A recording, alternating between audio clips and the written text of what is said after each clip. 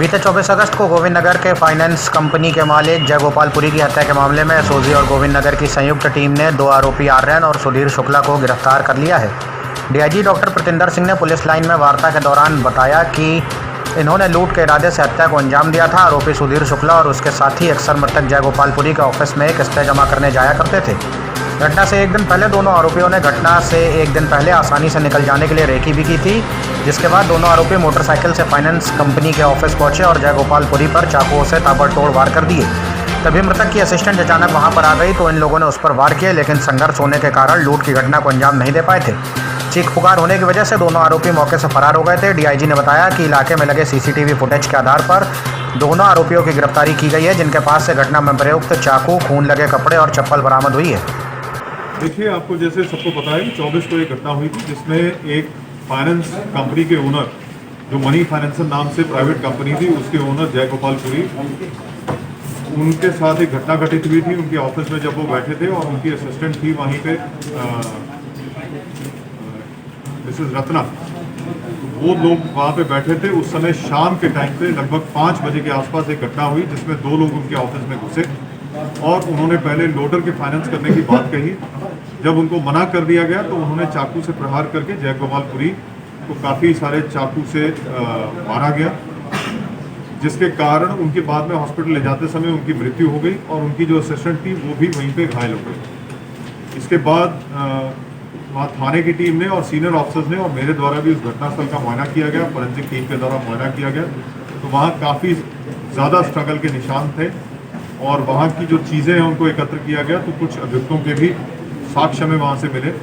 फिर उसके बाद सीसीटीवी फुटेजेस आसपास के देखे गए और प्लस आसपास के लोगों से बात की गई, ह्यूमन इंटेलिजेंस कलेक्ट की गई। तो कई लोग ऐसे पहचान में आए जिनका हुलिया उससे मिलता जुलता था, लेकिन फाइनली कुछ और इन्फॉर्मेशन कलेक्ट करने के बाद हम सही अभियुक्तों तक पहुँचे तो उनके हाथों पे भी उस दिन चाकू के निशान थे और प्लस उनसे वो जो कपड़े हैं वो भी बरामद हुए जो खून से सने हुए थे। और जो एक चप्पल अभियुक्त की यहाँ पे छूट गई थी, दूसरी चप्पल भी उससे वहाँ पे बरामद हुई। सर, कितने चाकू मारे थे? ये 2 अभियुक्त थे जिन्होंने ये घटना को कारित किया। इनमें से एक अभियुक्त जो था वो एक ऑटो जो कि इसी कंपनी के द्वारा फाइनेंस था, उस पे एज अ हेल्पर का काम करता था। इनके ऑफिस में कई बार किस्तें जमा करने के लिए आया था। उसको ये अंदेशा था कि इस ऑफिस में क्योंकि कई गाड़ियाँ फाइनेंस की गई तो कैश का ट्रांजैक्शन यहाँ पे होता है, जिस कारण से अपने एक साथी को लेके उसने ये घटना कारित करने का, लूट करने के लिए इस घटना को कारित किया। जिसमें जब वहाँ पे स्ट्रगल हुई और जब चाकू वगैरह उन्होंने यूज़ किया तो ज़्यादा खून रिसाव के कारण हॉस्पिटल में पहुँचते जयगोपाल पुरी की मृत्यु हो गई थी। सर, कितने चाकू मारे थे? उसमें कई स्टैब इंजरीज हैं। मैं आपको पोस्टमार्टम रिपोर्ट देख के बता दूंगा कि कितने स्टैब वुंड्स हैं। इस तरह ये सीसीटीवी फुटेज और बाकी सारी चीज़ों को देखते हुए ये अभियुक्त गिरफ्तार हुए हैं और इन्होंने अपने घटना को भी कबूला है और क्लियर हुआ है कि ये घटना लूटपाट के अंदेशा से, लूटपाट के प्रयास में हुई थी। लेकिन जब इनको ओवर पार कर लिया गया तो इनको भागना पड़ा वहाँ से और कोई भी चीज़ वहाँ से पैसा या कोई चीज़ ले जा नहीं पाए।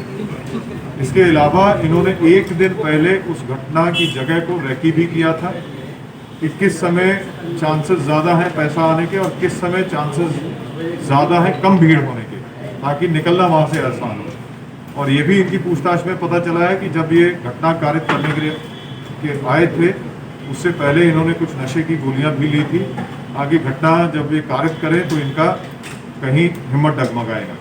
ये इनके खुद की पूछताछ में चीज़ें सामने आई हैं, लेकिन इसको अभी वेरीफाई करना शेष है। सर, इनके बेटे की हत्या का सर, अरे जाओ यार, बेटे एक मिनट, बेटे की हत्या का कैसा आपका? इनकी बेटे की हत्या 97 में, 2003 में इनके बेटे की हत्या हुई थी और हमारा भी ये प्रयास था, हम सारी चीज़ों को देखते हुए कि इनकी कोई पारिवारिक रंजिश तो नहीं है, इनके कोई बिजनेस को लेकर कोई रंजिश तो नहीं है, या इनके कोई बिजनेस को लेकर कोई रेवलरी तो नहीं है, या जो इनका पुरानी जो इनके साथ इंसिडेंट हुआ था 2003 में, उसके जो अभियुक्त हैं वो तो इस पूरी घटनाक्रम में इन्वॉल्व नहीं है, उनके साथी तो इन्वॉल्व नहीं है। ये सारी इन्फॉर्मेशन हमारी टीमें कलेक्ट करती रही और हमारा टीमों का प्रयास था कि कोई भी ऐसा एंगल छूटे ना जिस बेसिस पे हम हमारी ये घटना अनवर्कड आउट है। कुछ तात्कालिक लीड बताई, इन्होंने कुछ जरूरत इस तरीके की थी, इसकी वजह से करना पड़ा। देखिए ये अभी पूछना पड़ेगा। गरीब तो है, लेकिन गरीब का मतलब ये नहीं कि आप लूटपाट करें और किसी की जान को खतरा पैदा करें और किसी की जान ले लें। ये लूटपाट करना इनका प्रयास था, उसी को लेकर इन्होंने क्राइम किया है और उस क्राइम की उनको जितनी भी कठोर सजा मिल सकती है उतनी कठोर सजा इस देनी। घटनाक्रम में महिला भी शामिल थी, लोगों के संपर्क में थी। देखिए, इस घटनाक्रम में कोई महिला प्रत्यक्ष रूप में इंसिडेंट में इनमें शामिल नहीं थी, लेकिन इनके और कौन कंप्लिसेस हैं और इनके साथ किनके साथ उठना बैठना है वो सारी चीजें पता की सर जाएगी। पहले कोई इनका क्राइम दिखाए थे?